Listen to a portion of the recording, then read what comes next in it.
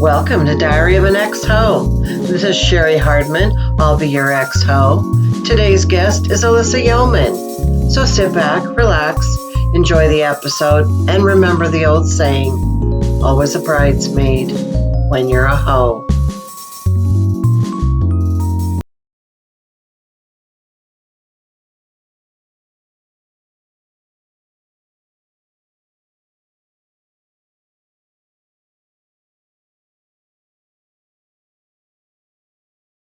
So we don't, Yeah. I don't need to introduce you because the intro music will do that. So we're just gonna start like I typically let's just start with your childhood. I kind of want to Cool. know. I kind of want to know about your parents. Are they together or were they together? Yeah. So my parents have actually been together for almost 50 years now. Well, Yeah. Should they be together? That's always up for debate. They're old, they bicker, uh, they uh, have been through a lot, and they're still kicking it, but they're just from a different generation. My parents are pretty old, they're from the silent generation.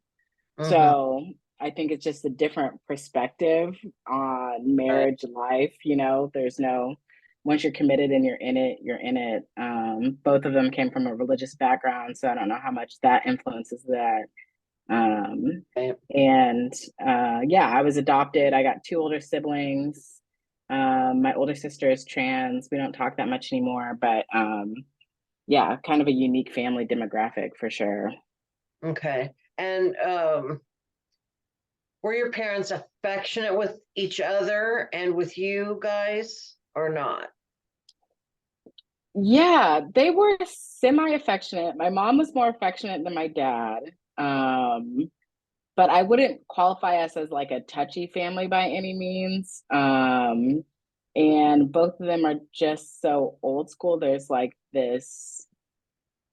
was like some times feeling of like, oh, I don't feel as, I don't know, cared for, but I don't know if they knew how to express that. You know Mhm. what I mean? Yeah, they weren't super affectionate though. I think my mom and I were pretty close growing up, and like I was her little buddy, so she taught me things and everything like that. And she's more of a hugger and stuff like that. My parents have both gotten a lot more affectionate in their old age, which I find kind of funny. I don't know if like life softened them up or what, but now they're like hug, they're touching, they want to take the pictures together, and all that stuff. So it's kind of a change And from now growing up. you keep saying they're old, so I'm curious, like how old are they? My dad is 75 and my mom is 70. Okay. Yeah. So that for your age, I don't even know what your age is, but for your age, that probably is pretty old because like I'm 62 and my mom is 78. She had Oh, me, yeah. I had a young mom, and so my mom and your dad are kind of close in age. So Yeah. Yeah, my parents, they're definitely old. I'm 35, going on 36, and both my siblings are much older than I am. They're 7 and 11 years older than I am. So I feel like they are in like the normal range for like my siblings' ages for parents to be, but they're just a little bit older than most people my age parents yeah, are. yeah. Yeah. Um, do you remember like the first time, I call it a sexual awakening, but like the first time that you realized that there's something that's been going on in this world that you previously didn't know about and you're starting to notice it? Do you remember when that was? Yes. So it was at a pretty early age. Uh, I think I discovered sex through snooping through my older brother's rooms. Um, I basically found their porn stashes and was like, what is this? This is something I have no experience with. And I'm seeing things I've never seen before. And then we had a computer in my house when I was pretty young, and me and my friends discovered searching and all of that at a young age. After we used to um, pay for the softcore porn on my TV, and we'd blame it on my brothers. Um, we discovered chat rooms and things like that. So I feel like I was probably in like at least probably third grade or so when I first kind of started making those discoveries. And I was like, oh, this is my world has opened up. Sex is cool. Whole new world. Yeah, exactly. Did you have any like celebrity crushes? So this is gonna make you laugh because you know who my fiance is. But one of my first celebrity crushes was Macaulay Culkin, blonde hair, blue eye, who I ended up Right. with. And I also loved Lil Bow Wow. And then I remember having early crushes, and this is a weird one, but I remember having a crush on Edward Scissorhands and being like, Not Johnny Depp, but Edward Scissorhands. exactly, Okay. exactly. And yeah, being like in love with Edward Scissorhands. And I was like, I don't know why this is my crush, but that was one of my Well, first. he was so sensitive. I think that was it. I think that Hmm. was it. It's Yeah, caring. I get it. I get it. Um, so now how would you classify your sexuality, or do you? Yeah. I mean, I don't like classifying it. I have a joke on stage about being pansexual. I feel like that's probably the best label I could come up with. That is available to use. Mm. So that's where I stand now. I've had a mix of both queer and like hetero relationships. And yeah, I'm kind of attracted to whoever's attractive. It's all about like personality for me and a vibe. Hmm. I just love a confident person who's funny and easy to get along with, and that comes in like many different forms. Right. Yeah. Okay. What's your definition of amazing sex? This is a loaded question. Do we get to ask you these questions back? You can ask me whatever you want. Yeah. Um, yeah, amazing sex. I think amazing sex, you know, my definition has recently kind of shifted when it comes to amazing sex, because like I mentioned before we kind of started this pod, I've been in sex therapy. And at first I used to think that amazing sex was just like, okay, let's get as freaky as possible. And um, I don't know, maybe yeah, a lot of things were just assumed. And I think now amazing sex looks like a good conversation up top about like what you're doing, where you're going, what you're both interested in doing, and both people like being engaged in the act, whatever that is, the sexual act, whatever that is. I used to be a little bit more of a bottom, and I feel like I used to just like do whatever other people wanted to do in bed, and that's how I kind of figured out like different kinks and stuff. I'm thankful for what I've learned sexually, but Right.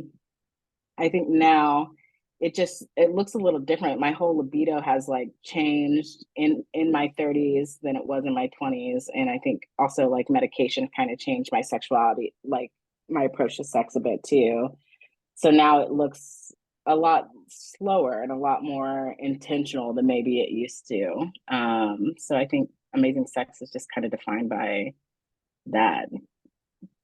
Okay. There's a lot of questions in there for me. All right. So first of all, I'm gonna first of all, medications. What do you mean by medications slowing you down sexually?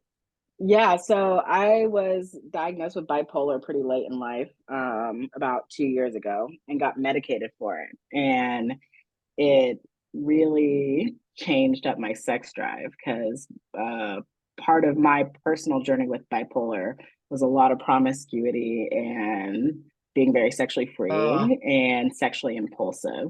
And so when I got medicated, a lot of my impulsivity, the best way I can describe it and other people describe it is it kind of flattens that part of your personality a little bit. So it's a lot less like, oh, let's tear off these clothes now and get down to it. I don't have that urge like I used to. when I was out there hoeing and doing my thing. Mm-hmm. Do you miss that at all? Or are you just relieved that you're less frantic? I miss it. I miss it. I sometimes miss it. I mean, it just, it's also getting older too. I know that's part of it. I miss, yeah, I felt very carefree at the time. I got myself into some sticky situations, so that part I do not miss. I think there are times I ignored like danger when I definitely Right. should have been more aware. But yeah, I miss some aspects of it because it's just like, I was getting fucked up on vibes alone, having a good time, doing my thing. And for that to kind of shift always is going to be a little bit rocky and make you feel like, oh, is this normal? Am I boring now? But um I'm just embracing it because it brings me stability that I need in other ways. Mm. Um and I feel like It, sex I can explore it still. sounds a lot just like getting old. I mean, it does, it's like Yeah. I miss those times, but it's like, do I really have the energy to go through all that? And like you said, I put myself in danger so much. Like Right. I don't, I'm sure of it. I can remember, I don't mean to make this about me, but I remember walking with a guy that I met at a bar by Fort Lewis out into the woods to have sex. And I kept saying, "You're not going to murder me, are you?" Like I said it like 3 times. And finally he's like, if you're really worried about getting murdered, maybe we shouldn't be doing this. And something in my Yes. brain went like, oh, I guess I'm a little bit crazy. So, I mean, Right. Yeah, totally. the youth for you, youth and a little alcohol and equals stupidity. Okay, so you brought up sex therapy. I've always been curious about sex therapy, but I would like you to tell me whatever you can or want to about it. Yes, sex therapy. It has blown my mind. So me and my current partner, we decided to do sex therapy because we have a difference in libidos. My libido is quite a bit higher than his. And we're like, okay, how do we like come to an agreement to like how sex is? You don't want to be like in that constant like push and pull with each other. So we got into sex therapy and a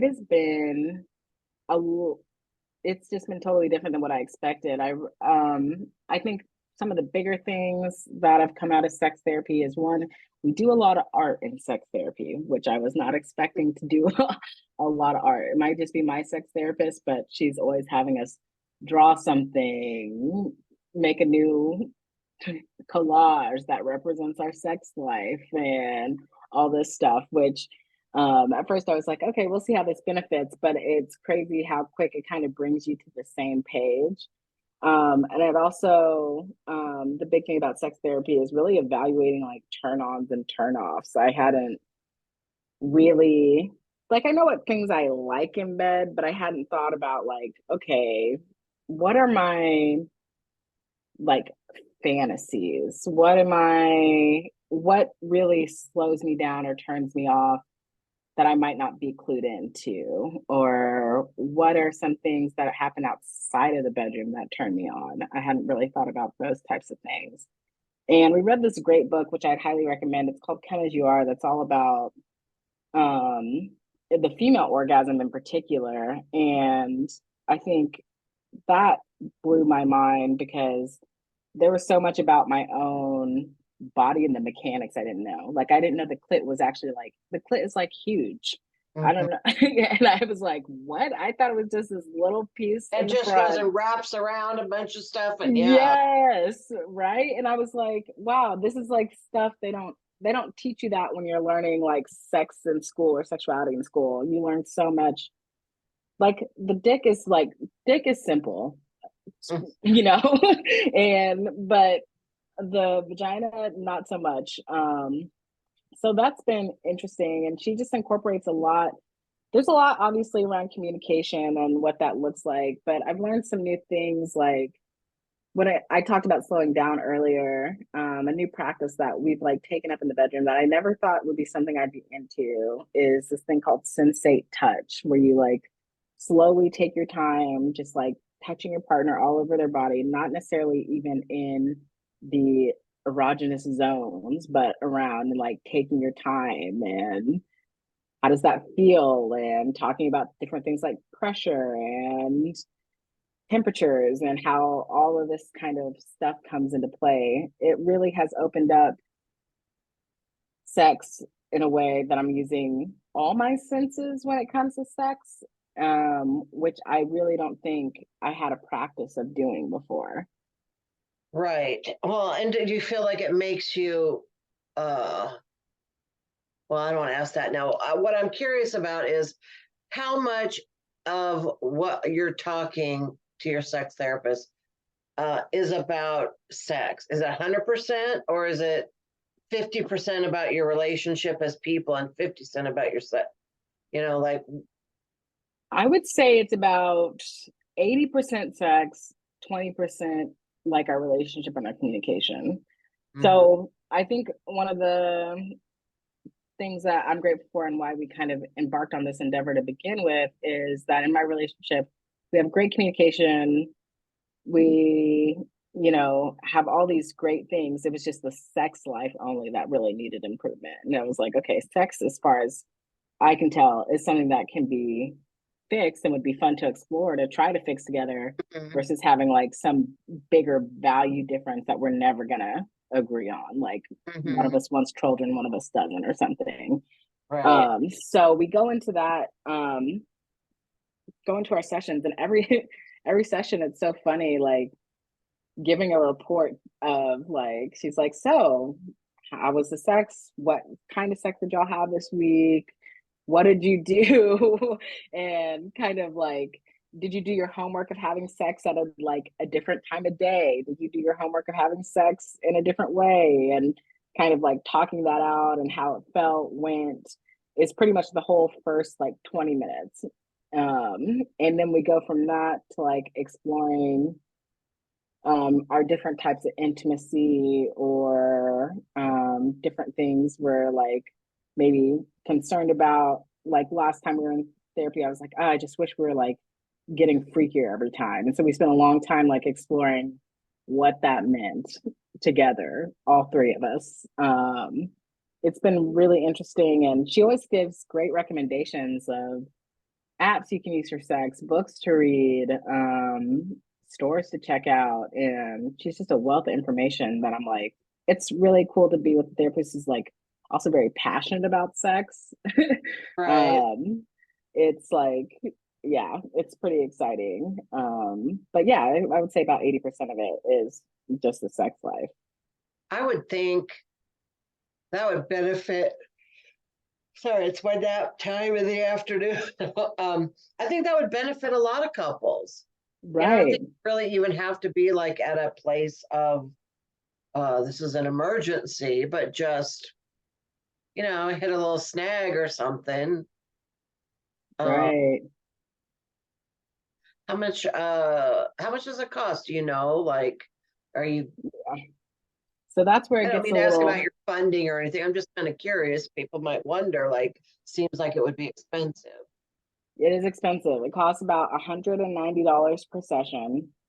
Insurance doesn't really cover sex therapy or insurance doesn't cover couples therapy. So I will say that. Um, and it's an expense that we're like willing to pay for now. I don't think we'll need to want to pay it forever. And I think there's Right. definitely a point where we'll like feel like, okay, we've got enough tools and we've graduated that we can make Mm-hmm. this work on our own.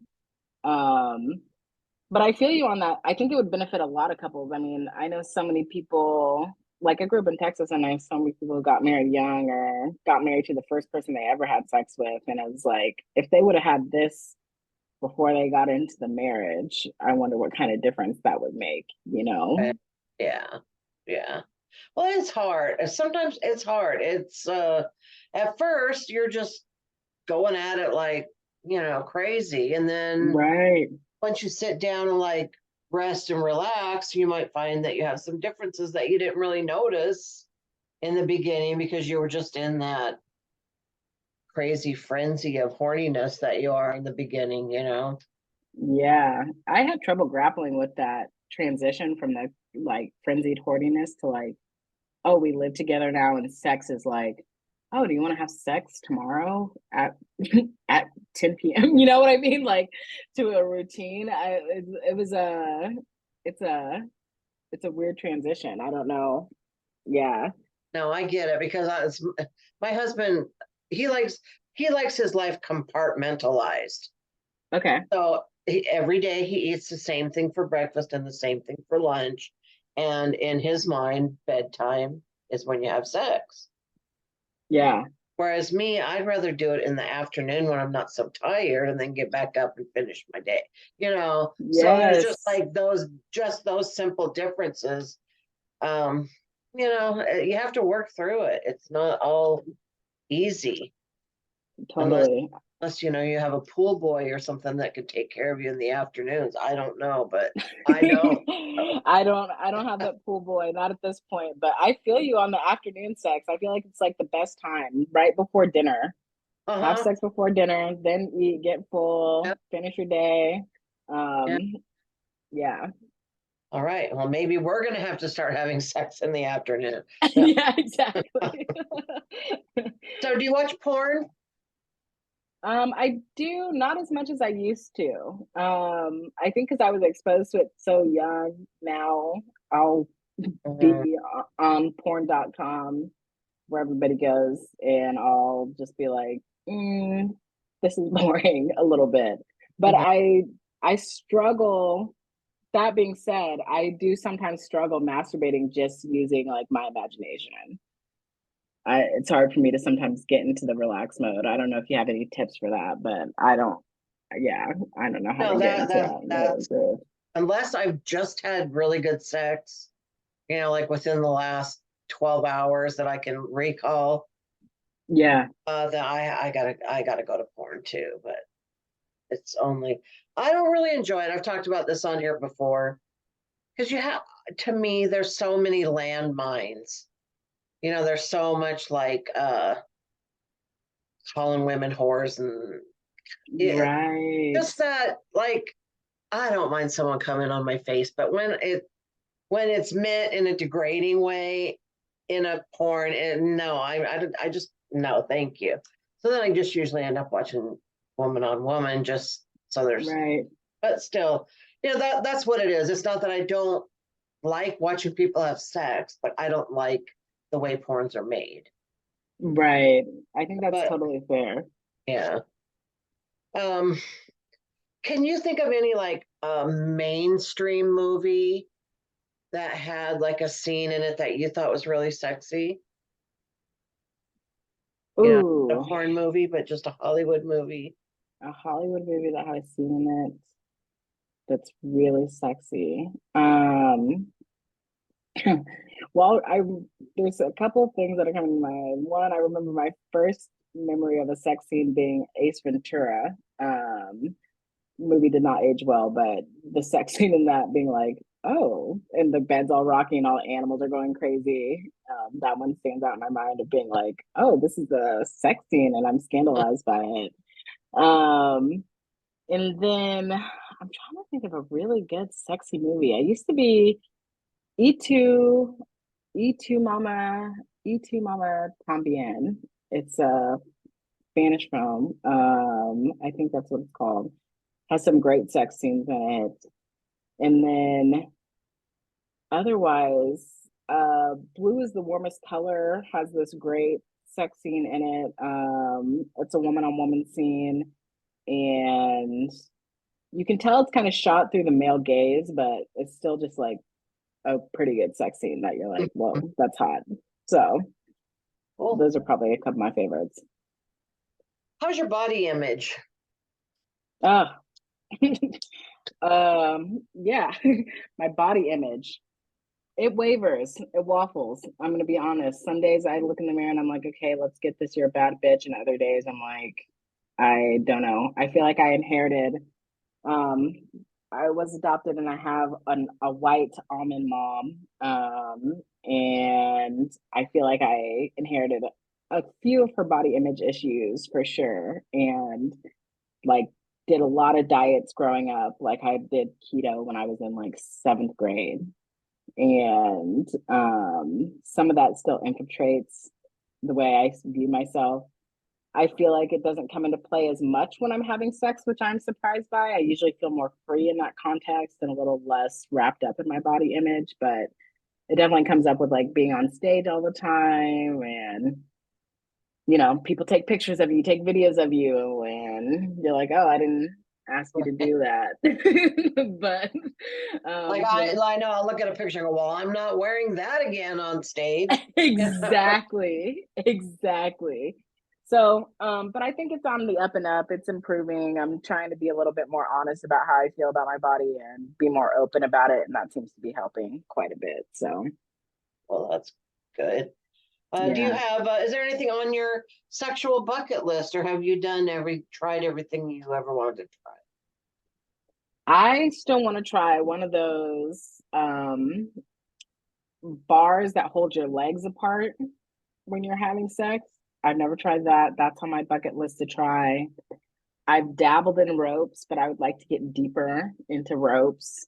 Um, I I haven't tried everything there is to try, but I would definitely want to go to. I've been to one sex party, and I would probably go to another sex party.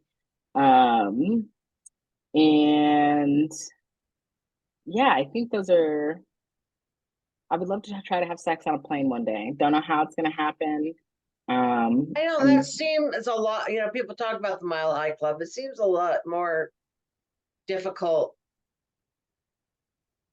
than everyone gives it credit for, but I think, I don't know.